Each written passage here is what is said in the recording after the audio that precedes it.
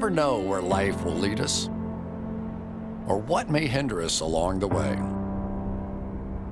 But while every day can feel like one big question mark, it doesn't have to.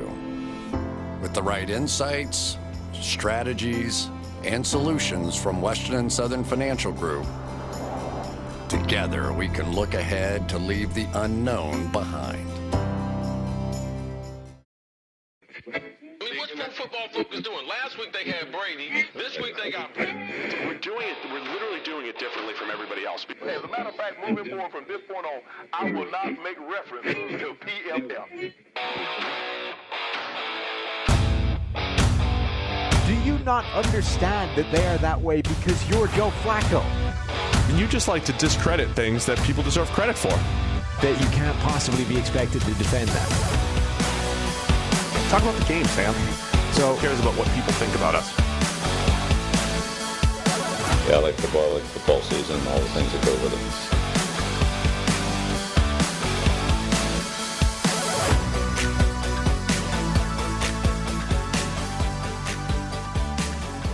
Welcome into the PFF NFL Podcast. Sam Monson here. No Steve, though. Some kind of galloping virus has inflicted the Palazzolo household, so we've got Brad Spielberger in to deputize, to replace Steve, frankly, to talk about free agency. How's it going, Brad?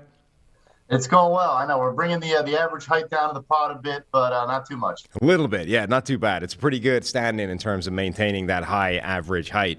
And look, you and Steve are primarily responsible for everybody thinking that I'm like 5'2" at the combine. My entire week in Indy is like people being surprised that I'm not this height. Yeah, I can vouch for you that I also probably said the same thing. But Sam is a normal-sized human being to all the listeners out there. Exactly. Yeah, normal guy. Just Steve is an alien, so it looks looks off. That's 100% what it is. I'm normal-sized. He is not, and that's the problem. Good week to have you on, Brad. One, because obviously free agency is starting up, but two, because we've already had a ton of news break over the weekend, Friday, Saturday, Sunday. Let's start off with the Tom Brady stuff, because me and Steve reacted to that on the PFF NFL Daily, which is up already. We threw that up late last night on both YouTube and the audio version. So you can listen to our take on that. But I want to get yours. First of all, though, I want to tell you all about Western and Southern, the principal sponsor of the PFF NFL Podcast. While you focus on your roster moves, Western and Southern helps advance your money moves. Buying your first home, planning to start a family, wondering how to make your money grow, Western and Southern's playbook of life insurance, investment, and retirement solutions helps you rest assured on game day. Team up to understand needs and address goals with a game plan built just for you. Get started at westernsouthern.com/PFF. So, did you think he was gone for good? That's the first question.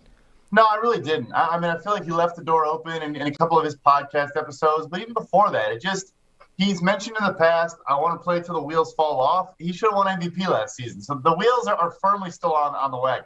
So why do you think he walked away in the first place? Because I was with you when it first happened. I was like before it happened actually, but when we were talking, retirement or not for Tom Brady, I was like, that is one guy that is not going to accept going out losing like that, right? Gets his comeback all the way back, gets it taken away from him on the last play, the bomb to Cooper Kupp.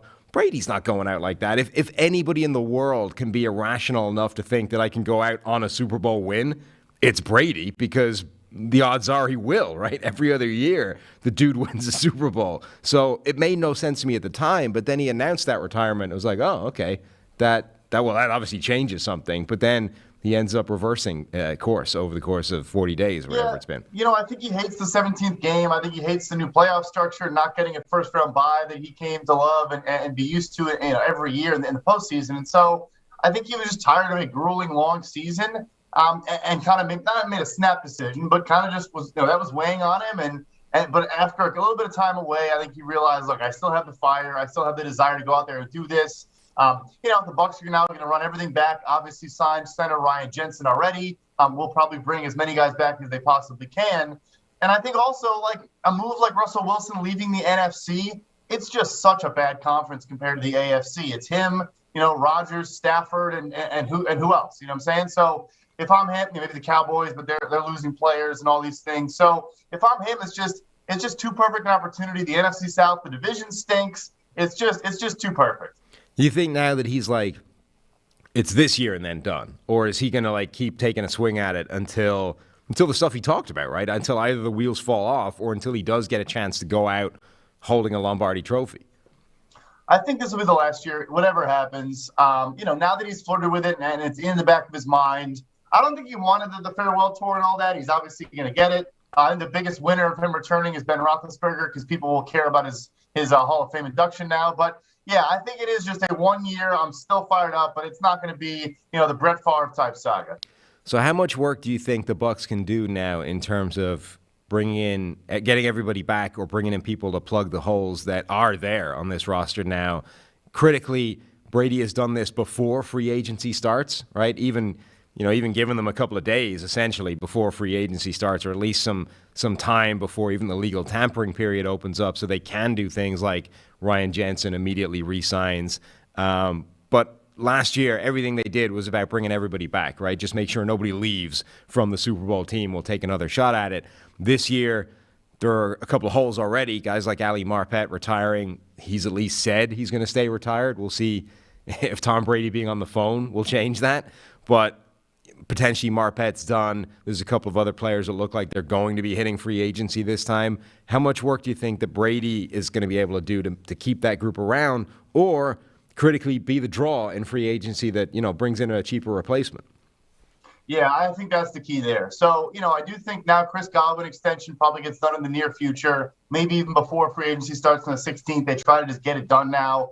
I think you can make an argument that it's more worth it because you get at least 1 year, maybe more, with Tom Brady. So you might as well pay him and have those two good receivers. I think Alex Kappa, their right guard, could also leave in free agency. So you do have to replace both guard spots. But, they drafted Robert Hainsey early last year, the right tackle from Notre Dame. He could slide into one of those places. The roster, I think, is still in a decent spot. They're going to have to spend a little bit to get some of their guys back. But I think the key is what you mentioned at the end there. Who can he convince to go on a victory lap and like he's done in the past? Maybe some guys that get cut, he convinces to join him. A left guard, he convinced Roger Saffold, hey, Tennessee just cut you, come down, let's win a Super Bowl together. Guys like that, I'm sure he's already making some phone calls. Yeah, he's got to be one of the best recruiting tools in the NFL right now. Tom Brady won last year. Let's take a shot at a Super Bowl. If you're a guy looking for a relatively short-term deal, there's got to be no better place in the NFL, even if you're taking a little bit less money, to go and play with Tom Brady for one last farewell, potential revenge tour and try and get that ring. It's not going to be a boring season no matter what happens. And yeah, I think these guys think about legacy and all those things. Hey, you'll be in the documentary. You'll be involved in a lot of things outside of football. So, yeah, if you're a veteran, I don't see why you wouldn't jump at the opportunity. It is kind of funny that Brady was gone for exactly 40 days, right?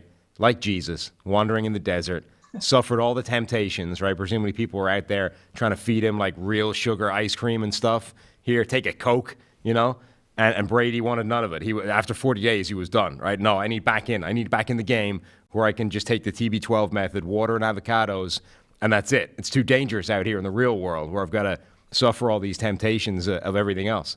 I think it's quite fitting. Yeah, no tomatoes, no strawberries. He's still pliable. He's still staying limber, and he'll be ready to go. So the other news that broke yesterday, almost exactly at the same time as the Tom Brady thing, is that the Vikings have extended Kirk Cousins. And okay, the extension, it's just to buy them some more salary cap space, right? It's free up some room. But critically, he's got a no-trade clause now, which I thought was the most surprising element of that, because I'd been saying that I don't think that this new regime necessarily wants to trade Kirk Cousins, but if a team got desperate enough and rolled in there with a big offer, say Carolina, and was like, hey, look, we need something, and number 6 is on the table, I thought they would have taken it. But all of a sudden, that's gone, right? Was this a case of Minnesota needed the cap relief and Cousins' stipulation for doing that was no trade, or do they really buy into him that much? I think it's the latter. And I think, this might be surprising to some folks. It had to be done. If you weren't going to trade him, you could not enter the season without giving him more money. And I say that because you're going to let him just walk in free agency after the year for a third-round compensatory pick potentially because he is effectively not franchise taggable. Already had two. A third would be an astronomical number, so in reality he's not franchise taggable. So that's why it is kind of a sharp move, actually. If you want to get the most value out of him, maybe he has another good season, and then you trade him next offseason. Like you said, though, the big key is he was able to secure that no-trade clause, so he can kind of control where he goes. But yeah, it's just that's the leverage that he's gained by being, him and his agent Mike McCartney, by being, one of the better, negotiators in the history of the sport for contracts is what they've been able to do. Fully guaranteed short-term deals that keep all the cards in their favor, and that's the same as it is now. But the Vikings leave the door open to maybe making a big trade next offseason. What do you think if he repeats this season, say this year, last season, this year? And backs up, whatever it was, the 88 grade with another 88 grade, plays really good, but, there's obviously something that separates Kirk Cousins from the truly elite quarterbacks in the NFL. What's his trade value next year? I mean, if Carson Wentz can get a third and a future third that could be a second, if I'm the Vikings, I'm still asking for a first-round pick. I mean, maybe you're not getting multiple, but a first and a third or a first and a second is absolutely fair to ask, and some quarterback desperate team will probably pay. Because the point you bring up is a good one, that for whatever about how well he's played in his career, that guy is in the contract Hall of Fame with Chase Daniel and Darrelle Revis and whoever else you want to put up there. Kirk Cousins, for his career now, has maximized an astounding sum of money. I can't remember who was tweeting it, but somebody was saying this is going to be the 8th consecutive season when you count the franchise tags where he's played on a guaranteed sum of money. Which is insane. Yeah, nobody does that. Insane. That was Jason at overthecap.com. And yeah, $230 million in career earnings now. And like you said, fully guaranteed every season since 2015. It's unheard of. For 8 straight years. That's madness at the quarterback position. And it's amassed him like $200 million. He's going to end up being one of the best paid players in NFL history for the length of his career, if not the best by the time he ends up hanging them up. It's madness for a guy that, we're still not convinced if he is the franchise quarterback of the team he's playing for. Teach your kid to throw the pigskin, people. It's real. You don't have to be one of the top 5. I mean, you still have to be one of the top, 12 to 16. But yeah, I mean, that's just that. And like we talk about the trades and everything, and people kind of making fun of, will Carolina give the 6th overall pick? They probably would have. Yeah. I mean, this draft does not have quarterbacks at the top. Yeah, they could take a tackle or whatever, but they probably would have. And so next offseason, you just bank on there being a handful of clubs. Maybe whoever signs Mitchell Trubisky will immediately regret that and try to trade for Kirk or whoever it is. There's going to be people calling in 12 months.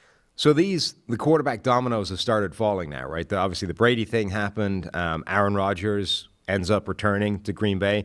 By the way, is there a more annoyed person in the world than Aaron Rodgers about how the last 2 days have panned out? Man drops his, comeback news. I'm back in Green Bay. 30 minutes later, Russell Wilson's being traded to Seattle, so your news cycle's immediately blown to hell. And then Brady unretires over the weekend. Nobody even remembers who Aaron Rodgers is right now, and I would imagine that grates on Aaron Rodgers. A cryptic tweet has to be in the drafts right now just to get the attention back. I'll say on the flip side, who knows if they did this on purpose, but if the Minnesota Vikings intentionally released the extension about 5 minutes after Brady's tweet, right, that's just good. That's just good business. That's what I tweeted yesterday. If I really hope that they intentionally dropped that out right after Tom Brady unretired, and we're like, nobody's going to know about this. So Russell Wilson ends up moving. He's now in Denver. Rodgers goes back to Green Bay. He's off the market. Brady unretires. Kirk Cousins gets re-upped, which takes away the potential of a trade this offseason. All of a sudden, the quarterback-needy teams, the options are diminishing, right? So if you're Carolina in particular, the most quarterback-needy team, arguably, obviously the Carson Wentz thing as well. So Carolina is suddenly that team where I tweeted out a while ago that, the quarterback carousel in the offseason, it's like musical chairs, right? Nobody wants to be the team where when the music stops playing, you have Sam Darnold, right? You don't want to be that team. So that's why Washington went and did the Carson Wentz thing, because as bad as that deal is, it's better than having Sam Darnold, right? And all of a sudden, Carolina is sort of staring down the barrel of that's potentially happening again. So that's why I thought that they were the team that might have been desperate enough to do something like trade number 6 overall to Minnesota. I guess where I'm getting to is, well, like, what the hell are they going to do? Because they're running out of options and they're only getting more desperate. I mean, they've clearly been adamant from day one that they are comfortable bringing in Deshaun Watson. They're going to try and do whatever they possibly can. And when you have a head coach, in Matt Rule that probably, won't have a job in 2023 unless they do something, you get desperate and you're willing to go big. I think they will make the best offer to Houston. I think it'll be 3 first-round picks. I think a guy like a Brian Burns can be involved, maybe even a guy like DJ Moore, wide receiver. Like, it is going to be the biggest trade offer we've seen since Herschel Walker in 1989. But the no-trade clause that Watson has is a huge crutch, and I don't think he really wants to go to Carolina. I mean, I'm not sure why he would. What has changed from last year when he allegedly said he would not waive his no-trade clause to go there to now? I mean, has it gotten better? I don't think so. So, and that's also what makes the Saints super interesting is if Carolina misses out and Watson lands in their division, that's going to be tough sledding in Carolina.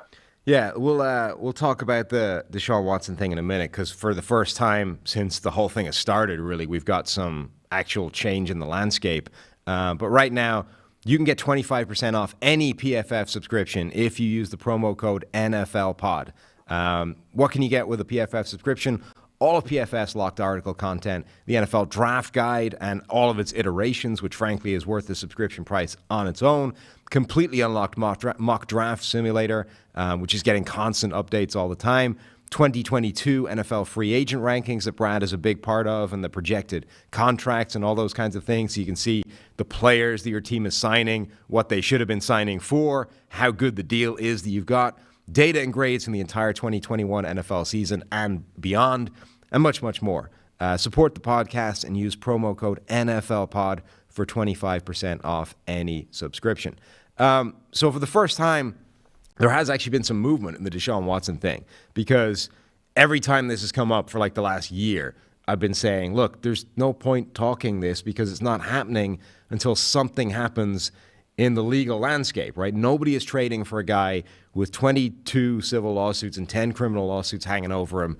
Well, for the first time, it isn't anymore, right? It's only, quote unquote, 22 civil lawsuits. The criminal thing is gone, right? The grand jury has decided not to bring charges on any of those 10 criminal accusations. So that part is out of the equation. And as much as it, like the 2020 or the 22 civil lawsuits hanging over him, that's just on the sort of public side of it, right? Obviously, there's a whole bunch of people on various sides of this are working away in the background to sort out those things. And by that, I mean potentially settle them. All I'm saying is it look on the outside, it looks like nothing has happened with the 22 civil lawsuits, but that's probably not the case for a team who's looking to trade for him. Yeah, I would imagine, there are settlement conversations with all those folks. And, but also teams just doing background. And, they're viewing this as a decade-long decision. This isn't, everyone keeps referencing, he's going to be suspended for 4 to 6 games. Look, if you pull this trade off, you think he's your starting quarterback for the next decade. So, it's unfortunate that at the end of the day, winning is all that is going to matter at the end of the day. But it is. That's the reality of the situation. And he makes any team he lands on an immediate contender, if he does get there. It's a really, now you get into this weird world of like morality versus, the presumption of innocence, right? And you're a lawyer, right? So you're the perfect person to talk to about this. I took a year and a half of a legal diploma, so I'm equally qualified to speak on this topic. So just because, all right, 10 criminal lawsuits went away, that does not mean for a start that there has been no finding of innocence, right? There is simply not enough, or the available evidence was not high enough for them to be confident in a conviction to bring a charge in the first place, right? So correct. But we've seen in the past the NFL has not cared and done their own investigations. Ezekiel Elliott was cleared of everything, still had a 6-game suspension. Big Ben, I want to say, was technically criminally cleared as well. Was found guilty civilly, but same thing, 6-game suspension. So there is still things going on for sure. Correct. And I only bring that up because, a lot of people are out there going, well, he's been proved innocent, which is not exactly what's happened, right? There is presumption of innocence. On the other hand, when you're dealing with 22 civil lawsuits and 10 criminal lawsuits, I don't know how many you need, before the presumption is that you did something. But it's probably higher. We're probably above whatever number that is, right? I would hope so. I would hope all folks, that want to push back on things. 22 is a large number. Yes. So even if the 10 criminal ones have already gone away, and even if they settle all 22 of these cases, so that he ends up with no official legal wrongdoing, right? He's not guilty of anything. All these suits have gone away. I don't think the correct assumption from that is, well, innocent man walks away, right? Justice has been done. This was just a guy in the wrong place at the wrong time, and justice has been served, right? You should probably still be looking at this guy as something sketchy happened, and the legal system, such as it is, has made it go away. And now some team is going to trade for this guy, but you should probably be paying attention to what they're trading for. I'm just saying that we're now in this weird world where we have to talk about Deshaun Watson, the football player, again, because there is a pretty good chance now that there's a trade that's going to happen. But we're not, he's a different person than we thought he was before all this came up. No, 100%. And you can't just brush that aside. Even like you said, if everything does go away, you need to still, be aware of that reality, cognizant of how that impacts your building and everyone that works in your building. And I would hope that any club that makes this decision still understands all those things, and he expresses remorse and a desire to change and all that. You'd certainly hope to see that. Do you think that because there's some kind of potential NFL suspension still coming down the pike because of all the stuff we just talked about, the baggage, for want of a better term, that he's going to be bringing with him, regardless of the outcome of all these civil cases, should that affect the trade price, right? Because if none of this was a thing, if it was just Deshaun Watson wants out of Houston, this is the cost, 3 first-round picks plus whatever, that would make perfect sense. He would be when we were talking about him before it happened as arguably the second most valuable asset in the NFL after Patrick Mahomes, right? A quarterback that's young, playing at the peak of his powers, on a long-term contract. It's the jackpot for anybody that doesn't have that. So then obviously this happens. How much should that affect the trade price? Yeah, it's a fair question. And I think, clubs that are calling Houston have been trying to make that argument for a long time. But it sounds like general manager Nick Caserio has never really succumbed to that pressure. And, I'll say this, absent all of these things, let's flash back to before we knew this, there probably wasn't a trade price for a player of his caliber, right?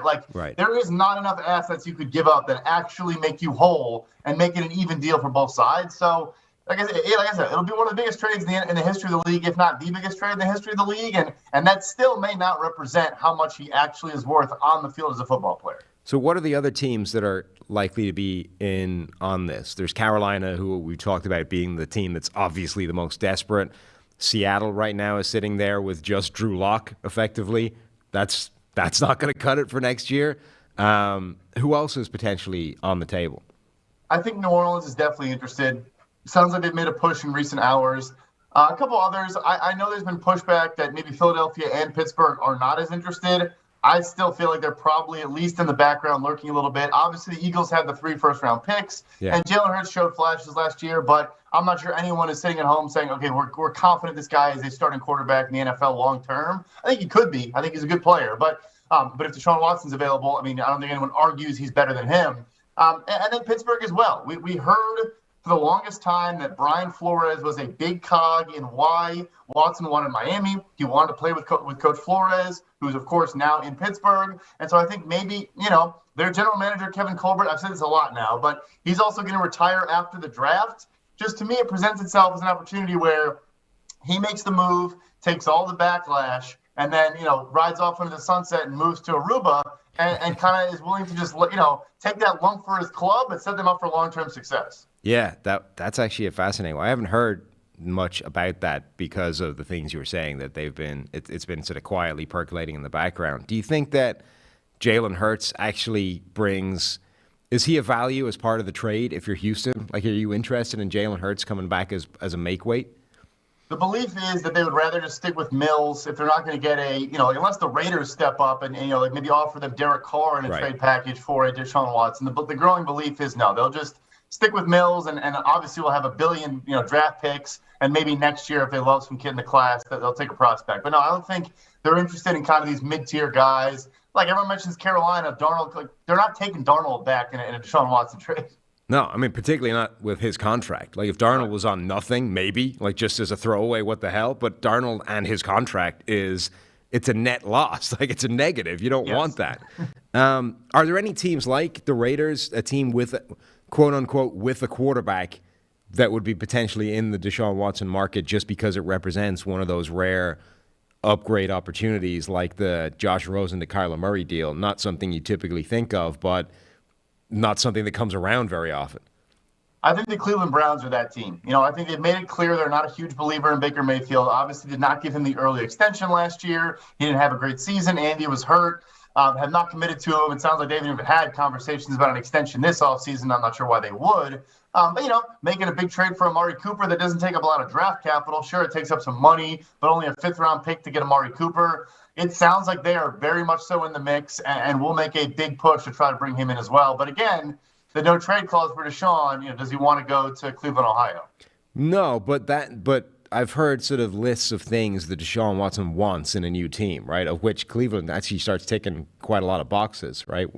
A good offensive line was one of them. I think a good defense might have been another one. Cleveland's defense has moved in the right direction. I forget what the rest of them were, but like most of them, you look at it and you're like, Carolina, you don't tick any of these boxes. The Browns actually tick quite a lot of them. Like if you're Watson and you're trying to pick your team in terms of an actual good situation, I mean, you rewind 12 months and we were saying Baker Mayfield should have had a career year. The Cleveland Browns are the favorite for the AFC North. They were going to be a playoff team. Right at the start of the season, they gave Kansas City everything they could handle, and we thought the Browns were going to be a contender. Okay, it didn't happen largely because Baker Mayfield tore his shoulder up in week 2, but much of that is still there. Like the reason we were so excited about Cleveland is still intact. I mean, the offensive line, for sure. I mean, there's probably not a better scenario. I guess New Orleans has a good offensive line as well, but the rumor is that Ryan Ramczyk might be part of the deal. I'm not sure if I believe that. But nevertheless, the Browns are definitely on the football field, should be an attractive destination. I think players like to play for, general manager Andrew Berry, and it's a good infrastructure in place there now. Maybe they do make a sweet, the sweetheart offer and come over the top, because if I'm Watson, if the other alternative is Carolina, and even I do respect the Saints organization and they do a good job, but Cleveland has assets that they can actually, maybe be a better football team in 2022. Man, I struggle so much with how many teams are completely fine with the idea of trading for Deshaun Watson. Like, I know this is the NFL. The NFL's got an extensive history of, this kind of thing. Like, there's plenty of people in the league that have done some pretty reprehensible things throughout their career. But it's just wild that, like, one small domino falls, and all of a sudden everybody's like, here's the offer. Here it is. Take it. Give us the quarterback. I shouldn't be surprised, and I still somehow am. Let's talk about the Browns for a little bit, because they made a move, right? They went and got Amari Cooper, and there's both sides of this. There's the Browns side, which is I'm impressed that they didn't let the fact that the OBJ move was a disaster dissuade them from making this kind of move, right? The OBJ move, I think, was sound in principle, right? We think we have a quarterback. Even if we don't, it doesn't hurt to bring in a receiver as talented as OBJ, and it just didn't work. For whatever reason, Beckham and Baker Mayfield could not get on the same page. It just didn't function, and it was better for both sides that they moved on, even if they didn't have a replacement.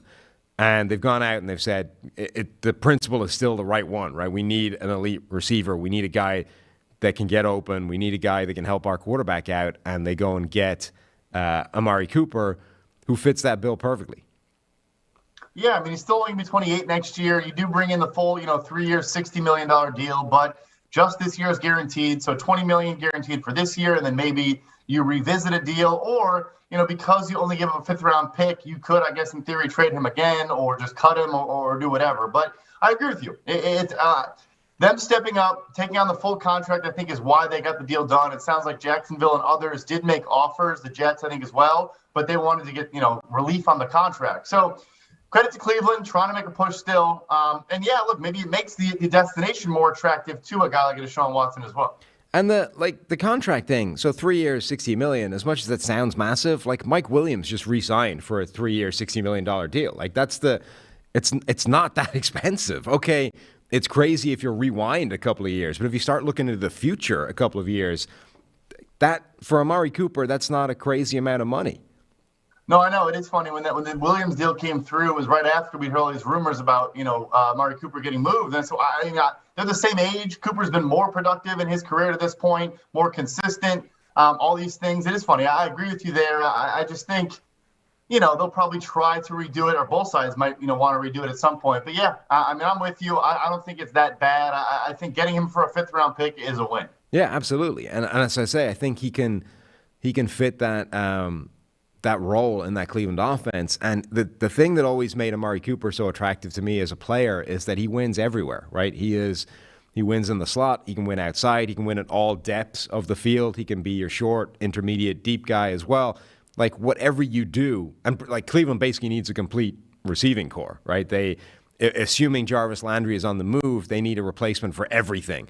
They've got Peoples-Jones and Anthony Schwartz, and neither one of those guys is much more than, I think, a very small bit part player of a receiving core. So you need essentially a 1, 2, and 3. And Cooper lets you get anything and still work, right? If you brought in somebody else, say a Mike Williams, right? I know he re-signed, but if he was the alternative, you're now pigeonholed into what you need as the other receivers, because Mike Williams has like a very defined role within an offense. Cooper lets you go and get any other receiver, and it still works. And I think there's massive value in that, particularly if you're looking at the draft when you don't know who's going to be available, and there's sort of all these different types of receivers. Cleveland now has the flexibility to basically bring in whatever receiver they want and know that it's still going to function with Amari Cooper in terms of skill set. Yeah, I think it's a great point. I also think he's just a good fit, with love Odell Beckham Jr., but more of a freelancer, kind of, does things his own way. And I think Baker Mayfield just needs a guy that if he thinks he's going to be, 12 yards of depth and at this point on the hash mark, like that's exactly where Amari Cooper will be, just kind of a more precise route runner. I think it's a better fit on the football field as well. And there's a video series, I think it was on Game Pass, people were saying, that's Amari Cooper was sitting down and watching film with Brian Baldinger, and I forget who the other person was, but like 20 minutes of just watching Amari Cooper tape and running through and sort of, showing things and all that kind of stuff. And one of the interesting parts of it is he was talking about how when he's doing stuff like setting up a cornerback with his release and blah, blah, blah, if he's going deep on a fade, he's not necessarily setting up the corner to be open at to sort of maximize the amount he's going to be open at the point where the ball arrives. He's setting him, he's like, I'm doing this to get wide the hell open immediately because it presents the best picture to the quarterback because I want the ball, right? So I think that's actually a really good thing, again, for a guy like Baker Mayfield, who one of his biggest struggles has been correctly reading a defense and identifying where to go with the football and all those kinds of things. Presenting Baker Mayfield with the best picture possible when you're running routes, I think is massive, right? So every time Baker looks up, looks in your direction, you are wide open. And okay, even if that closes a little bit by the time the ball arrives, that's your job. That's why you're getting paid $20 million a year. But if you can show him that picture every single time, that's better than Baker dithering about, I don't know if this guy's going to be open. It's tight. Maybe I'll go to number 2, and then the whole play breaks down. So he said it talking about Dak Prescott, and it wasn't like, Dak's bad. It was just, hey, I want the football, and this is what I'm doing to get it. But I think that's really applicable to a quarterback like Mayfield. Yeah, I think he struggles with anticipatory throws and kind of throwing guys open and all those things. I mean, he played at Oklahoma, so every throw, the guy had 15 yards of separation. Right. So I think he kind of needs that. And look, for all the knocks you can have on Baker Mayfield, if a guy's open, he can make the throw. That's not an issue. It's just kind of everything else.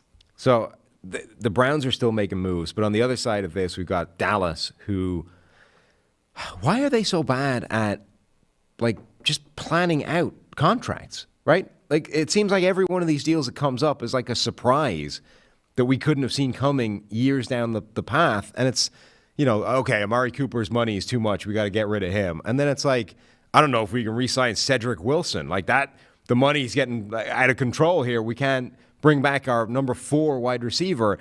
And then in the background, lurking over all of this, is the giant contract we handed Zeke Elliott that we're still stuck with. Is that what this is? Is that we're this one contract is just hanging around Dallas's neck like an albatross? Or do they just not? Why do they not plan out upcoming contracts better, it seems? They seem to be they want to win every negotiation. Even with Amari Cooper, they traded a first-round pick for him, and they still let him reach the tampering window. And Washington reportedly offered him like a 110 or 115 million over 5 deal, and he ended up coming back to Dallas. But like, yeah, they just are obsessed with, I think, kind of winning the deals and getting the right deal. And they seem to really believe like we have to reward guys that buy in, and that's why players like Jalen Smith and now Lyle Collins get these deals that, look, they were good players at a time, but you're like making sure you're taking care of non-priorities, and then it makes it harder to take care of or to keep guys on your roster. Like if I'm DeMarcus Lawrence and I get approached for a pay cut, I'm saying, why the hell would I take a pay cut? Just all these conversations they're having, everything they're dealing with, it does seem self-inflicted. It's crazy. They're in a lot of ways, they aren't actually a badly run team. Like they've been drafting reasonably well, even if they've made some mistakes along the line. Everybody does. They have signed a lot of smart players. They've done a lot of smart things. And okay, they got a little bit lucky in terms of you stumbled into a Dak Prescott, right, when you were potentially aiming for a Paxton Lynch instead. And that obviously is like that's franchise altering, that decision. But then every now and again, they just shoot themselves in the foot, whether it's with a Zeke Elliott contract or whether it's with one of these other ones where you either don't head it off at the pass before it becomes a problem, or as you say, they sort of reward players that didn't necessarily need it at the time. Yeah, no, it's confusing. And then, you have these difficult decisions every offseason. You're trying to get all your guys back. And, they obviously got Gallup in the fold now. But like you said, I mean, it should never be a cap or cash excuse that you can't get back Cedric Wilson, your wide receiver 4 in an ideal scenario. Like that shouldn't be a conversation. So, yeah, I mean, it's just, look, I think they draft so well that they do have so many guys they need to, re-up and give good deals to. So it's a good problem to have. But you'd think if they kind of projected scenarios a little better and kind of thought a couple of years ahead a little bit better, they wouldn't be dealing with these headaches. Okay, we'll hit a few other bits of news before we get into the true preview and look at the head of the next couple of days. First break is to tell you about our friends at All-22, who are unveiling the newest fantasy football game that hundreds of PFF employees have been playing last season. All-22 uses weekly PFF grades as one of its main scoring components. So you can create a full 53-man roster, including offensive linemen, because there's actually data points to let you run scoring, unlike other fantasy football games. If you've ever dreamt of sitting in an NFL front office, if you enjoy the scouting process, you're going to want to check out All-22. Join the wait list on all-22.com with nothing more than your email. If you join the wait list before the NFL draft, you'll receive a special promo code for your All-22 subscription. Waitlist users will even gain access to premium content like inaugural draft guides, in-season strategies, feature release announcements, and more. Be sure to follow All22_PFF on Twitter. All-22, less fantasy, more football. Did you play that last season, Brad? Were you in on the fantasy league we had? I did not, but I would love to. And I know the way they determine the positional value is actually the same way we came up with our draft pick chart. So I'm already a huge fan of the league. I got to get into the mix this year. This is something that we have been pushing at PFF for years, like dating back to like original PFF. Me and Khaled in particular were always pushing this idea of like our own fantasy game that operates with positions you can't do with any other entity, with any other platform. Nobody else can use offensive linemen because there's no data points to score it. There's nothing working there. So All-22 has that. You can draft any position you want. You create a full roster. And as you said, the fact that they use then position weighting so that it's not, a left guard is not worth as much as your quarterback, because that's equally unrealistic as chasing yards and touchdowns is in terms of telling you how well a guy played, but is at least a useful component of it. I think it's a pretty cool idea. Yeah, if you want to have a real general manager of a team experience, and also, I love regular fantasy football as well, but I think what this will do is kind of eliminate some of the randomness and kind of some of the silliness that comes with just chasing box score stats and all that. Is you're truly, if you build out a good roster and have good players at all your spots, you're not going to, Rashad Penny in the playoffs isn't going to end your season prematurely. Right. So one of the other bits of news that happened, or not even news, so Allen Robinson is fast becoming like the only wide receiver left, right? In terms of guys that have been taken off the market, franchise tag, given extensions, all these kinds of things. And I was saying before free agency that Robinson may end up kind of undervalued because he's coming to free agency off like the first relatively down year that he's had in the NFL. That guy has been quarterback proof for his entire NFL career, and then one bad year timed in a contract year when you're hitting free agency, and all of a sudden it's like we're pretending Allen Robinson isn't this elite talented wide receiver, and it felt like we were going to undervalue him. Is that bouncing back because he's basically the one option left and actually his value is going to be sky high again where it should be? Or where's the sort of Allen Robinson buzz? It's certainly possible, yeah. I mean, like you're saying, as all these guys get franchise tagged or extended, his name just kind of crawls up the list again. And yeah, I mean, I think teams should be able to just kind of ignore 2021.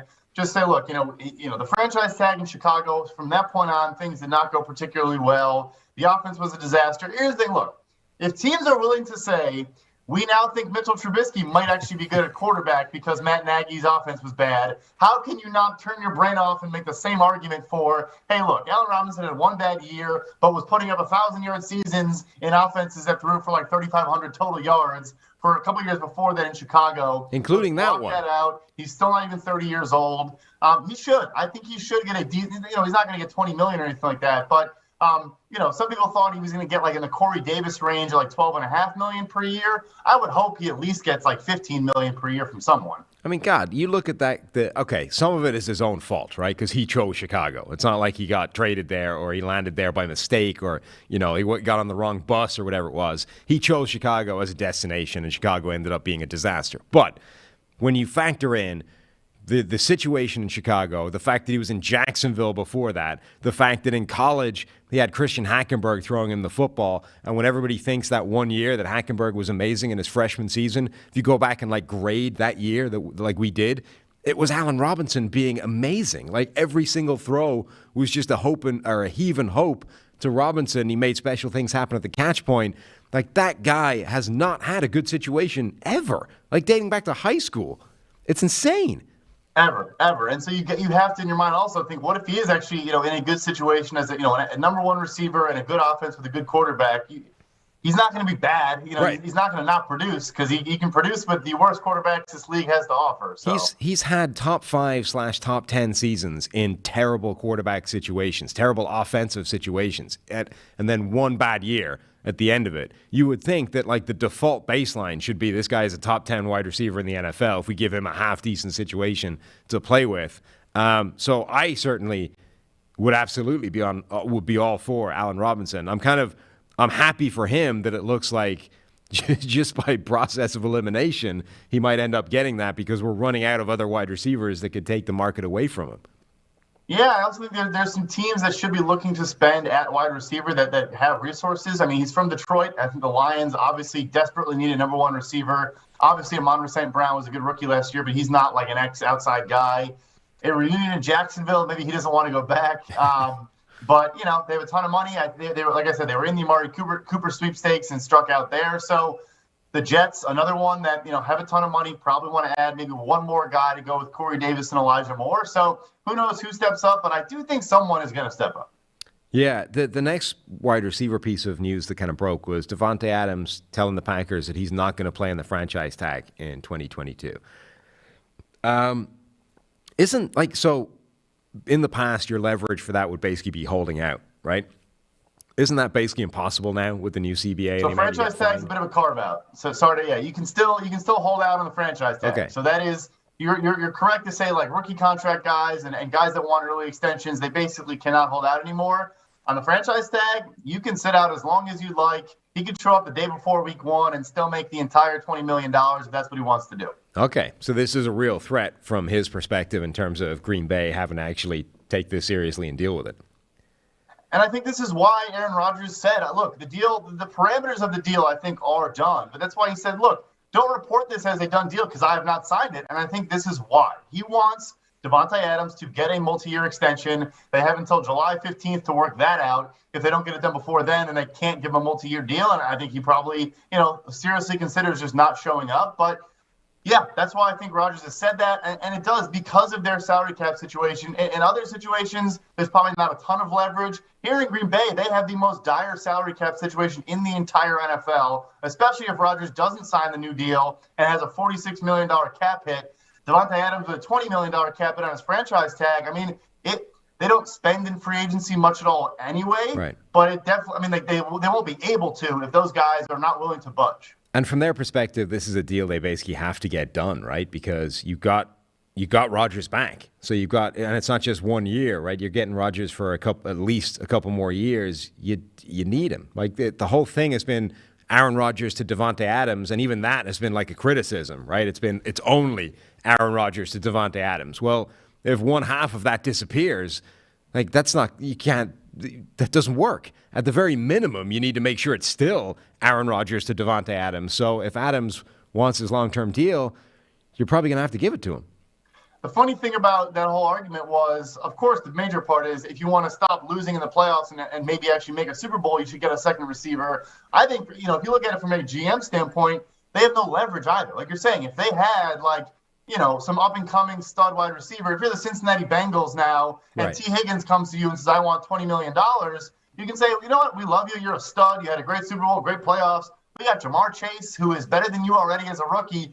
Not that the Packers need to, trade up and use the top 5 pick on a receiver, but yeah, they have no leverage because without him, I mean, Marquez Valdez-Scantling is gone. He's not going to be back. Amari Rodgers, I don't think was a super impressive rookie for them last year, a third rounder out of Clemson. He has all the chips on his side of the table. It's just the issue is becoming the highest paid wide receiver. And what does that mean? Topping DeAndre Hopkins' $27.25 million per year average. Part of that is because he had 3 years left on his deal and signed kind of a 2-year tack-on extension, whereas Adams obviously would be a brand new deal. That I'm sure is what the holdup is, but they have to at least give him $27.5 million per year at this point. They just got to do it. And the fact that they need a secondary receiver, like that's still a problem. This just gets them back to being like where they were, right? Getting Davante Adams back in the building with that long-term deal just maintains the level they were at. Then I think they still need to go and attack a secondary receiver, and it's probably in the draft because, like you said, they don't have the flexibility to go after anybody in free agency, particularly as the pool dwindles and the number of guys available get smaller and smaller. So I think that this might be the year that they would still be wise to spend their first pick on a wide receiver and give Rodgers some help and give Davante Adams some help because it's a real thing, right? Eventually you're going to get to the playoffs and you're going to find a team that figures out a way of taking away Davante Adams, and then if the guys you're throwing to at that point aren't good enough, that's how you lose those games. That's how you lose those games every year. We see it all the time. I think it's why the Saints with Drew Brees could never get over the hump because Michael Thomas would put up 2,000 yards in the regular season, but once playoffs came along, defense would just key in on him and they couldn't really do anything else. And I think it's the same, even like Robert Tonyan. And look, he's not a dynamic tight end, but a good red zone target, a guy that defenses have to at least account for. He's also a free agent, has the injury, so yeah, they have to, like you said, it just gets them back to even, bringing Adams back, and they still have work to be done after that. The last bit of news that I wanted to hit before we get the kind of main preview part or the look ahead for the next few days is that J.C. Jackson from the New England Patriots did not get the franchise tag and looks like he's headed to free agency. And that's one move that I just don't understand if I'm the Patriots. I get that this is a team that has generally been fairly reluctant to hand out monster contracts, particularly to their own players. But like J.C. Jackson is your coverage at this point. Like you gave up Stephon Gilmore, you traded him away, and that's a typical Patriots move, right? We get out either at the right time or potentially a year early, and we're fine with that. But the reason you do that is because J.C. Jackson's waiting in the wings. This is a guy that's been a ball hawk throughout his NFL career. His entire career, he's allowing a passer rating of like 55 into his coverage. He's allowing 51% or something of passes thrown his way to be caught. He's the guy. Then to let him walk, half a season later or a season later, I don't get it. What's going on with J.C. Jackson and the Patriots? Yeah, like you said, it's particularly strange because not only they trade Gilmore, but like they were making moves. They traded to acquire Sean Wade, who the Ravens drafted in the 5th round last year. They traded for him like before training camp. Like they're thin at corner. I mean, they're starting Jalen Mills at outside corner, and he's been a decent signing for them. But coming in, they thought he was going to be like a hybrid safety nickel type, and now he's playing out. I do think for them, yes, they've always had this history of letting good players walk and not, even like look at Joe Tooney last year, they franchise tagged him, still let him leave. For them, they're probably thinking, look, his value is at an all-time high. He has, 17 interceptions over the last 2 seasons, like a truly insane number. And so someone's going to pay him more than they're comfortable paying. But like you said, it puts them in a tough spot. I think, talking about the draft, their first-round pick at 21, I think, has to be like Andrew Booth out of Clemson or one of these corners that fall, to the late first. Yeah, like usually when they do that, it's because there's somebody waiting in the wings that can take over. Like the Gilmore deal is a perfect example, but Joe Thuney as well. Like they were stuffed full of offensive linemen. You could get rid of a Joe Thuney. It doesn't matter because you've got guys waiting to take those snaps, and you're not going to suffer a drop-off. The Patriots are now in this position where there isn't anybody, right? If you look at the cornerback depth chart outside of J.C. Jackson, it's miserable. And they're in a position where, like you said, in order to have that spot where you're okay with letting him walk, you have to spend that first-round pick on a corner, and that's not usually a great recipe for being good next year. Like, if this is a team that wants to win the playoffs, like, first-round corners typically don't play well year one. Right. No, 100%. And they spend the most guaranteed money in NFL history last offseason. So they do have room and they can make some moves. And obviously Mac Jones makes things very easy for them. But I doubt they're going to go on some massive spending spree again. I would say maybe, they played more zone last year than man. Maybe they're going to shift to, we're going to kind of de-emphasize. They used to love paying DBs and kind of wanted to exploit that market because it was cheaper than paying defensive line players. Maybe now they pivot a little bit. They got Matthew Judon on kind of a discount last offseason. And now their thinking is, we'll sit in more zone, and we don't need to pay corners as much to do that because it's asking less of them. And you and I worked on the free agent list. There are a lot of depth options or a lot of, solid number twos. But like you said, at the end of the day, J.C. Jackson's going to be a massive loss, and they're not going to replace it with a player that's close to him on the field. And, as much as it's good reasoning to say that, hey, in a zone-heavy scheme, cornerback is less impactful, less valuable, less important than it is in a man-heavy scheme. It's still important. Like if playing a ton of zone, having an impact number one corner is still like a really valuable part of the defense. And in particular, if you go from like elite to terrible, like that's still a massive drop-off within that defense. It doesn't matter if you're playing man or zone. If you have a bad cornerback out there as your number one, that's still a giant glaring target in your secondary that quarterbacks are going to take advantage of. 100%. I mean, I guess their thinking is, well, Josh Allen pitched a perfect game against us in the playoffs. So obviously even these guys weren't cutting it and weren't good enough to prevent that. So we're going to shift to getting more pressure, with our front four or doing whatever we want to do and just trust that we can sit in zone behind them and save some money there. But it's definitely a risk. It's definitely a gamble for Bill Belichick, especially if he's busy, calling offensive plays next year or whatever the heck he's going to be doing. Yeah, it's a wild time in New England generally. One more ad read to get through, and it's the big one. Today, I'm excited to announce Manscaped launched their Ultra Premium Collection. We've announced it quite a lot already, but we're still announcing it. Believe it or not, it's for your not-so-private parts. I'm talking about leveled-up hygiene routine with your favorite manly scent. This is an all-in-one skin and hair care kit for the everyday man and covers you from head to toe, literally. Manscaped is trusted below the waist. Now trust them with the rest. Join the 4 million men worldwide who trust Manscaped by going to manscaped.com for 20% off and free shipping with the code PFF. I'd recommend using the products in this order.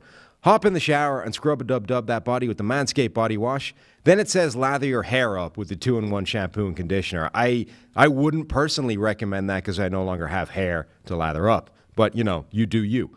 Dry off and spray on the hydrating body moisturizer to reinvigorate dry skin.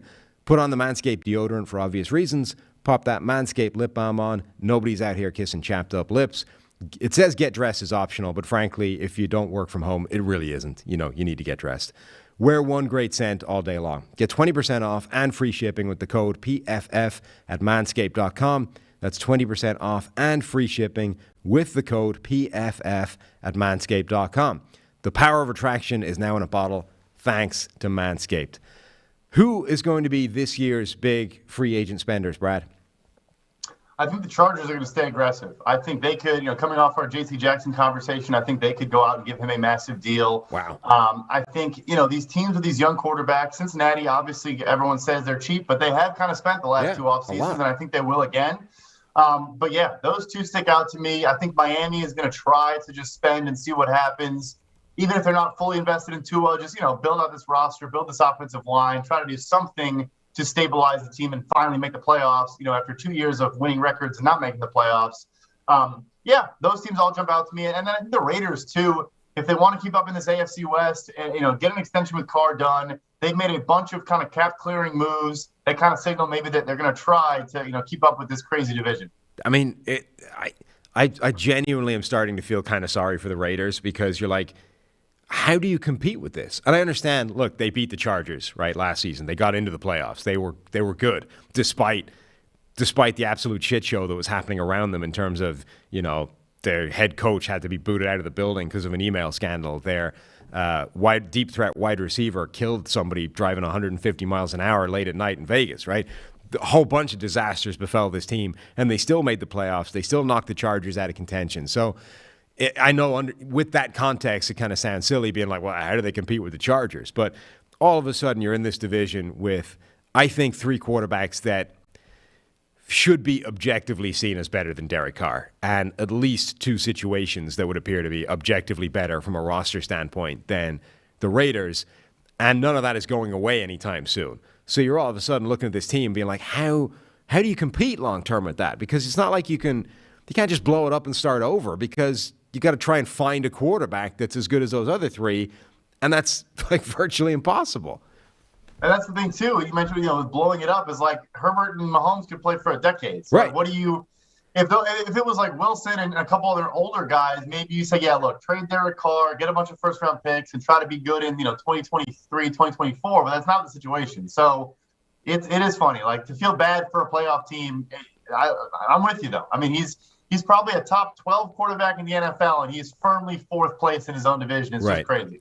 I say we play the long game. We keep trading everything for future picks, and then like 2033, we just own the entire draft, right? The Raiders have every pick in the 2033 draft right at the time that Mahomes and Herbert have started to decline. Russell Wilson's already gone. That's when we make our move. That's the long con, yeah. It's a real long game. But look, Mark Davis is building that giant spaceship house in Vegas. Like, they're playing the long game there. They've got the stadium already. They just keep cashing, building up the war chest in terms of both spending cash and those draft picks, and then we can really make some moves that year. Yeah, I guess so. But, they went ahead and extended Max Crosby. He's the first 2019 draft pick to get an early extension. It was a phenomenal deal for the Raiders, in my opinion. But yeah, they're going to try. I think they have no choice but to try. The Bengals are going to be one of the most interesting teams this free agency. And I'm not just saying that because, home team Bengals, and there are people that think that we actively support the Bengals. But they're kind of in the situation that the Chargers were in a year ago, which is being 100% certain about their quarterback, right? Joe Burrow is the truth, the way, and the light. But being also very clear about what the mission is in this offseason of making sure that guy has some protection in front of him so that we can get back to where we were, right? I think it's fair to say that the Bengals overachieved this year and made a Super Bowl when they weren't supposed to, and probably rode their luck in terms of how Burrow was able to play under pressure and those kinds of things. So the Chargers did a great job because Herbert was the number 1 graded quarterback under pressure as a rookie. And it would have been easy to look at that if you're the Chargers and say, we don't need a great offensive line. We got a QB that can play under pressure. This is fine, right? Kind of the way the Seahawks did for years with Russell Wilson. Instead, they understood that the chances of that happening 2 years in a row are pretty small. Let's overhaul this line. They get Corey Lindsey in free agency. You get Rashawn Slater in the draft. You bring in other lower down free agents as well. You basically completely overhaul the unit in one offseason. Great move. The Bengals are basically in the same situation now, right, where Burrow is playing fantastically under pressure. The chances of him doing that 2 years in a row, not great. And your offensive line has at least 3 players, more like 4, that definitely need an upgrade. Yeah. Also, what are the odds that Baker Mayfield is hurt for a year and Lamar Jackson's hurt for much of the year? And, obviously Big Ben, I think we all agree that the Steelers will upgrade on Big Ben. Unless it's Mason Rudolph, they'll probably upgrade on Big Ben. So it's going to be a tough division. It's going to be competitive in the AFC in general going forward. They have to. They have to make a potential splash move on the offensive line, or just make a bunch of mid-tier moves. But they do. They have no choice. They have the money. They've spent on defense in free agencies past. It's time to invest heavily, to protect Joe Burrow. And like the Chargers, I think you probably need to do it in every avenue available to you. The Bengals should be one of the first teams on the phone to Dallas for La'el Collins in a move that's supposedly on the table in terms of shipping him out. Lyle Collins has been a very good starting right tackle, and the Bengals have they have the draft capital and the salary cap space to make that happen. That's just like an automatic upgrade. Like, if you can be first in the queue for that deal, make it happen, because like the problem when you need to overhaul 4 guys on the offensive line is your strike rate needs to be really good, right? You can't afford misses. You can't afford to have these guys where we bring in 4 or 5, 2 or 3 of them don't work, and all of a sudden we still have 2 massive weak links on the offensive line. So if you can tick off one spot with just a guarantee, we bring in Lyle Collins, that will be an upgrade. There's just no way he isn't. Make it happen. They have to be in the market there. I completely agree. It's a 3-year, $30 million contract left on Lyle Collins. Yes, he had the suspension, and I guess came in a little bit overweight into camp, and that's kind of leading to this trade push from Dallas. But like we talked about at the top of the show, they're also just in a financial bind and don't really know what to do there. So if you're Cincinnati, you have to at least be in the mix. I think you could probably get him for a 4th, maybe a 3rd if a bunch of teams get in the mix there. But like you're saying, if you guarantee you can have a substantial upgrade at your tackle spot for a 3rd-round pick, it's an easy decision. The contract's there. They should be – if they're not on the phone with Dallas, that's a problem. Yeah, and for that kind of price as well. Okay, $10 million a year, it's not insignificant, but for a starting right tackle that is going to be a massive upgrade, it's a steal, particularly for a team with the kind of spending space that Cincinnati has. And for that kind of capital, like a mid-round pick, you're probably going to need to use that mid-round pick on an offensive lineman anyway. So use it for a guy that is going to be an upgrade. Then you can spend, your first-round pick on an offensive lineman that might have to start, and you can go and spend some free agent money on another guy to be a guaranteed starter. It's a move that makes too much sense. And I get that there might be a market for him, and it might turn into a bit of a bidding war, but the Bengals should be in that until the price gets crazy. And for a mid-round pick, it's not crazy at all. I mean, we never want to do hindsight analysis, but look, they used a 2nd-round pick last year on Jackson Cartman and couldn't even start him at guard. I mean, He was getting started over by like Akeem Adeniji and guys that were grading in the 20s for us, and he still couldn't crack the lineup. So as much as I'm a fan of draft that capital, and I always will promote taking a lot of dart throws, and you shouldn't always be trading all your picks for veterans. If you're Cincinnati, where you have a bunch of great surplus value assets in Burrow, Chase, and go down the list, you have a ton of cap space, you've spent on defense already and had a good defense, yeah, you got to just make some big moves on the offensive line because the window's now. Who else should we be looking at this free agency period then that's about to kick off? Some of the usual suspects. I think the Jets, it's going into year 4 now for Joe Douglas. I think he gets a lot of credit, as he should, for, unloading Sam Darnold for a 2, 4, and a 6 and getting rid of Jamal Adams for 2 firsts and a 3rd and all these things, but hasn't done great in free agency so far. And they got to compete. They got to at least be like a competitive football team. I honestly thought it was an underrated storyline last year. I think Robert Saleh is going to be a good head coach. I think he runs a good defense, but their defense took a step back last year. I mean, they were worse last year than they were the year before. The offense obviously was terrible, and Zach Wilson, needs some help. I think they have to be in the mix on maybe not the top, don't get into the CJ Mosley waters again. That's kind of what made them the Jets originally, but they need to spend and build out this roster because you have to imagine ownership is looking for at least a 500 football team in the near future. Yeah, I mean, I think Joe Douglas has done a really quite a good job, but the entire thing is going to go as Zach Wilson goes, right? If Wilson isn't the guy, they're not going to survive past that. They're not going to get a second shot at that. So they're one of those teams where the entire job has to be make sure Zach Wilson is good. And okay, like you said, the defense was a disaster last year and it needs work, but like job 1, 2, and 3 is make sure that receiving core is amazing so that Zach Wilson has no excuses. I think the offensive line they've done a good job rebuilding that unit over the last couple of years.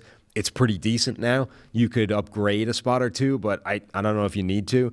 Go and find that guy a number 1 wide receiver so that Corey Davis can go back to being a number 2 so that Elijah Moore can operate as a movable piece all over that offense from the slot to out wide. But they need that one elite guy that can just separate and win at all levels that they don't necessarily have right now. And then you can start plowing some resources into defense. It's interesting because the Jets they're a team that spends a lot, and all of a sudden they're in a position where they kind of need to make some moves to make sure that Wilson doesn't flounder.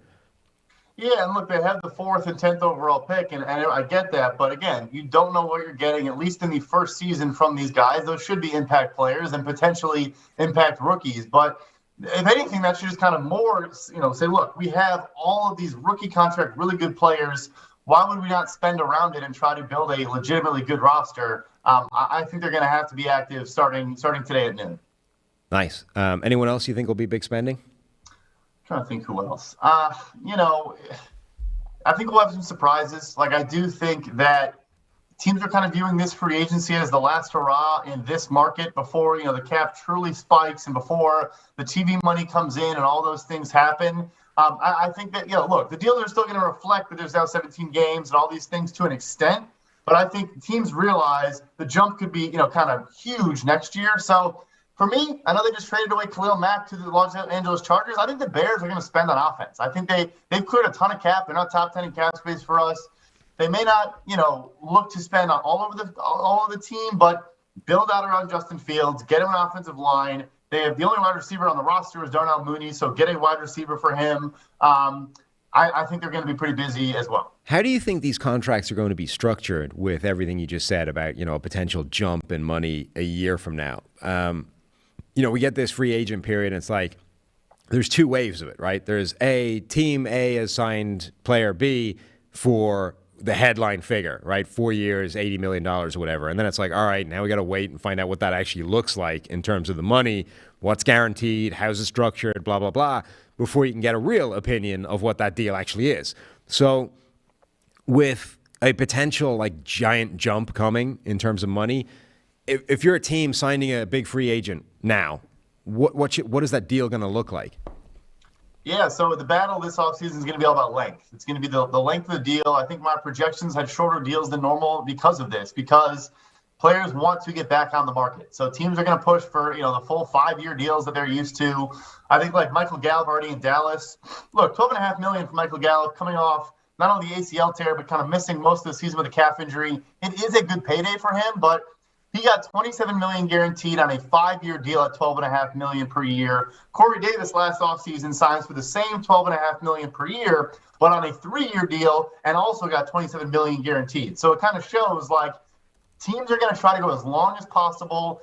Agents and players are going to try to get short, get back to the market. And so then the battle comes, all right, well, if you want to go short term, how much are we going to give you in guarantees and assurances and all these things. But I would guess we see shorter term contracts because guys want to re-enter the market as soon as possible. Is that a trend in the way these negotiations are going? All the players are pointing towards that as a goal now? Or is this a case of there's a bunch of different ways that players are trying to go? Some guys are interested in the short term, hit the market again, high guarantees. Other guys are looking for just the maximum number of dollar values. Is there one direction that negotiations are going from a player side, or is just a whole bunch of different things, whatever the individual players are looking for?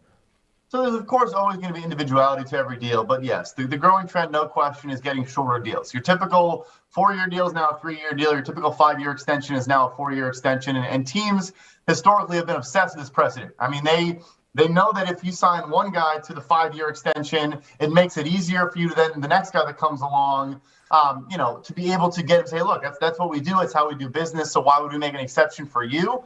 And I think agents, as free agents, but also even on extensions, I think Max Crosby. I mean, a 4-year extension at his position is very short. I mean, those guys, Myles Garrett and Khalil Mack, Khalil Mack was 6 years, Bosa, Garrett, 5 years. Like I said, I thought the Raiders did very well on Crosby.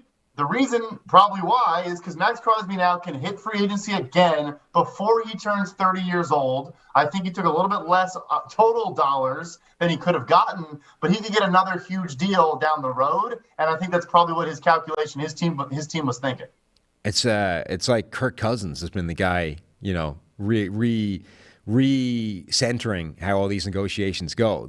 Years ago, it felt like quarterbacks were going to change the way these deals were done, because I remember thinking when Andrew Luck's deal was coming up years ago, he was the next quarterback that was going to have the kind of leverage where he could completely change the landscape and say, the quarterback is too important that you basically have to give me whatever the hell I want. And for years, it had been pushing for just bigger and bigger money, maximum dollar figure, even if it's costing like X number of years, 6-year deals for the $100 and whatever $1 million. It felt like somebody was going to come along and have the leverage to be like, you know what? I don't care how many the years are, but I want the all of it, guaranteed, fully guaranteed deal. And it felt like that was going to be Andrew Luck right at the sort of peak of the time where there was like 20 quarterbacks in the NFL. And if you were teams 21 to 32, you were screwed. So if you had one of those guys, you needed to keep him. You needed to do whatever it took to give him the contract to keep him in the building. And it didn't end up happening. And the closest we ever got to that was Kirk Cousins being, I'll take a 3-year fully guaranteed contract. It's just kind of wild the way that's progressed. So teams have pushed back super hard, and I think we were continuing to trend after Kirk Cousins, even with Deshaun Watson only taking a 4-year extension. Dak Prescott then went on a 4-year extension. What the Kansas City Chiefs and Buffalo Bills did to do everyone a favor is these rolling guarantees they basically came up with. It's been a thing in the past, but they said, look, if we make it clear that we are fully guaranteeing at signing like 4 years of a contract, then position players will look for 2 or 3, and then soon, everyone's coming for multiple years of fully guaranteed deals. What they basically did was say, we are still giving you a fully guaranteed deal in actuality, or technically, but we're not actually going to do that. We're going to still only guarantee 2 or 3 years at signing, but then have the future guarantees kick in a couple of years early. And that's been their counter, and it's a smart counter because, look, agents aren't dumb. They know what they're doing, but it helps them negotiate, helps them argue. Like with T.J. Watt, for example, he pushed hard, and that negotiation was less about the value and more about him saying Pittsburgh never guarantees money outside of the first year for really anyone except for quarterback. He got guarantees in the 3rd year of his deal. It impacts every single contract that Pittsburgh will ever sign, for the rest of their franchise. So this battle and structure matters so much, and both sides are fighting these fights kind of behind the scenes, pretty much at all times. It's why it makes like the next, how 72 hours are going to be dealing with so ridiculous because everyone's like in immediate knee-jerk reaction on the deal with none of that information, right? With just player signed with team for this number of years and this much money. And that's what you got to go off. That's the reaction you need to make. And realistically, all of the nuance is in the stuff you just talked about, which never comes out until, hours, if not days later. By the time it comes out, no one really, no casual fan really cares. Right. So, and they know that. And look, hey, I can go on as many podcasts and say these things over and over again, but it's not something that like casual people. Why would they care? I don't expect them to. But yeah, these structures matter so much, and these numbers. It's also I have this weird I don't really get why.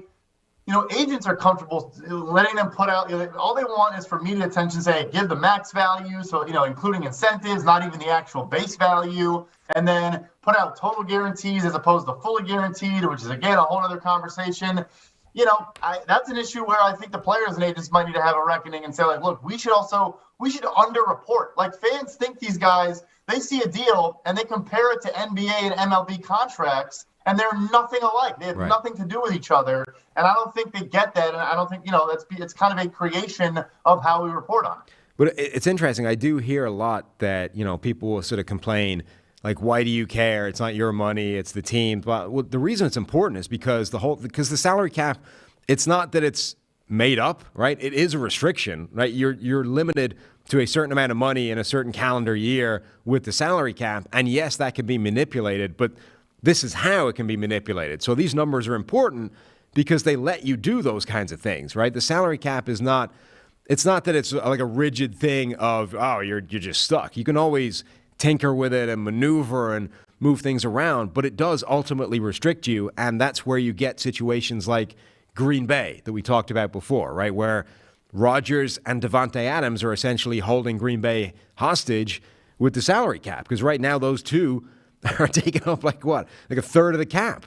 And Dallas, right, where all of a sudden the moves that Dallas have made are coming back to haunt them and blah, blah, blah. Like you can see so many instances every single year of the salary cap having an impact. And that's why each one of these deals and the sort of small nuances and the guaranteed money and the when the money shows up and blah, blah, blah, that's why it's important. It's not because you should individually care how much money a billionaire is handing over to a millionaire, because like who the hell cares, right? It's because specifically the amount of money and when and how it's done is what is impacting that team's salary cap now and into the future. Yeah, that's what I always say. Like, look, I want every guy to get a bigger deal than he deserves. I don't care. I want these billionaires to pay the players way more than they do. But at the end of the day, yeah, like it's going to have ramifications. Like there's going to be externalities that come out of that happening. And so I think, yeah, it's annoying. I want to analyze what it's going to do to the team, and it comes off as, oh, you want this guy. No, I want every player to make more money than they deserve. That's fine with me. But I'm also going to talk about what that potentially does to the outlook of their roster. Right. So, all right, let's wrap it up with just what's the sort of theme of what you think is going to happen the next couple of days? We're going to get into this legal tampering period, which is typically when, like, it's just when free agency starts, right? Like, we just moved it forward 2 days. And then you get all the news that happens then, and then we get the official sort of deals done once the real free agency opens. But last year, one of the big themes was New England spending like it was going out of fashion.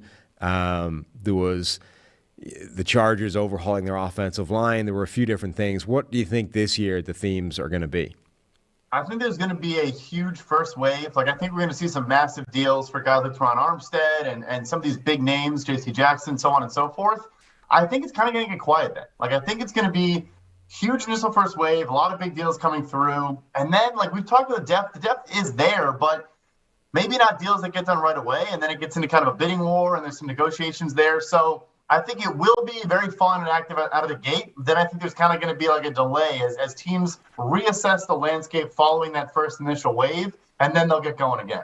And as we always talk about, like, that second wave is when so much of the best business is done. Like, that's when those guys that are still really valuable contributors, still potentially starters, still very good additions to your team, but don't cost as much, right? They're going to be cheaper. They're going to be more valuable to you because the cost is less. And that's where those pieces get made. And in particular this year, where it feels like to me, when we did our, Fixing Every Team series, there's so many teams who are like, you need 2 or 3 starters on the offensive line. And the good news is this is a great year for that, right? There's a ton of guys available in free agency that are viable, capable, solid starters. But the problem is there's probably less of them than there are teams that need to fill those spots, right? So Yep. It's a little bit of musical chairs, but the teams that are going to figure out how to get those deals done in that second wave are the ones I think that are going to quote-unquote win free agency, right? Like a team like Cincinnati, you can potentially plug 2 holes on the offensive line with guaranteed upgrades in that second wave that aren't going to break the bank and still have draft capital intact and still maybe have made a move for Lyle Collins. Like, those are the teams that are going to end up winning free agency. I think an interesting trend, too, and obviously, the deals didn't age particularly well for the example I'm about to give, but we saw a couple teams that basically made second-wave deals but did it during the first wave. The one that jumps to mind, I remember last year, Carolina signing Pat Elflein and Cam Irving. And look, we're laughing now, and both guys probably got overpaid and they didn't play well, but if you're Cincy and you're saying, look, I don't want to wait if there's a guard, an interior offensive lineman that I think is decent and a swing tackle that I think is decent, why don't we just sign them on the first day, get it out, get it over with, and don't let anyone else outbid us? I think the theory, the process there was sound. The results maybe weren't great. I get what you're saying. Yeah, the approach wasn't necessarily crazy. It was the players they decided to take that approach with have been crazy. Do you understand what Carolina is doing generally? Because they are one of the most confusing teams in the NFL to me. I don't understand almost any single move that they have prioritized by what I mean, like the ones you've talked about, right? And which actually, I hadn't thought about that before, but it's a good point you bring up, which is if they'd done that for 2 players that were actually good, it would have been quite a smart thing to do, but they didn't. Same with the Ian Thomas thing, right? Like, who in the world was going to pay Ian Thomas the amount of money you just paid him, and you went and locked that up before free agency? It feels like a lot of times when you lock up your own players before free agency, it's because they're going to hit the marketplace. Once the phone calls start coming in, the number's only going to go up, right? But with the number you just signed him to, the number it was only going to go down. Nobody was going to pay that in free agency. So what were you doing? Yeah, I mean, I think they really just want to take care of their guys. I think Matt Rule, we'll see how it works. Let's not write him off just yet, but I think he kind of views it as like a college program. And so I think Ian Thomas is just a great fit, and he just said, whatever the price is, I don't really care. But I'll tell you this: every agent of a tight end that saw that deal came through, they cheered some champagne to that tweet coming across their timeline. Yeah, absolutely. I mean, I think we tweeted out something like this as well. It's already like the best agent deal of free agency, and it didn't occurred like a week before free agency. It's just my mind is blown with some of the deals they're making, and then it's kind of backed them into this corner where we talked about before, they might need to make the most crazy aggressive move possible for Deshaun Watson. Like, Brady comes back, Russell Wilson all of a sudden you're like, Carolina's going to have to offer Deshaun Watson like a piece of the franchise to move over. I mean, yeah, they've been restructuring deals like crazy. They are clearing a ton of cap space. They're going to trade for someone. It's just a matter of who it is. That's not legal, right? That's a salary cap violation, offering him like 2% of the organization to move over. There was the rumor about Tom Brady and the Miami Dolphins. Yeah, you cannot offer team ownership. Unfortunately, to be a part of your team, player owner combo is not allowed. Right. That's a shame. That's a bummer. That would have been a neat little sidestep. There's a team in. I got to get the rugby counter up. There's a team in the Premiership Rugby in England that they have a salary cap as well. I don't know how well it's enforced relative to the NFL one, but the team was essentially getting around the salary cap by the owner just buying houses with players, just going in with these deals that were like, oh, well, look, technically it's an independent investment. You and me will just buy the same house together and we'll reap the profits. And, I can't control that that's outside of our salary cap endeavor. And obviously that wasn't, nobody bought that argument, so they got punished and dumped out of the league. Yeah, the NFL CBA has that in plain writing. You can't, circumvent it by buying other things. I'm sure. The funny thing is, I'm sure it's in there because someone tried. Yeah, absolutely. All right, Brad, perfect. Thank you so much for filling in for Sick Note Palazzolo over there. We'll be back later in the week. I think we're back with our usual schedule: Wednesday show, Thursday show, reacting to all the madness that actually does happen in free agency. This has just been the preamble. So thanks for showing up, Brad. Yeah, thanks for having me.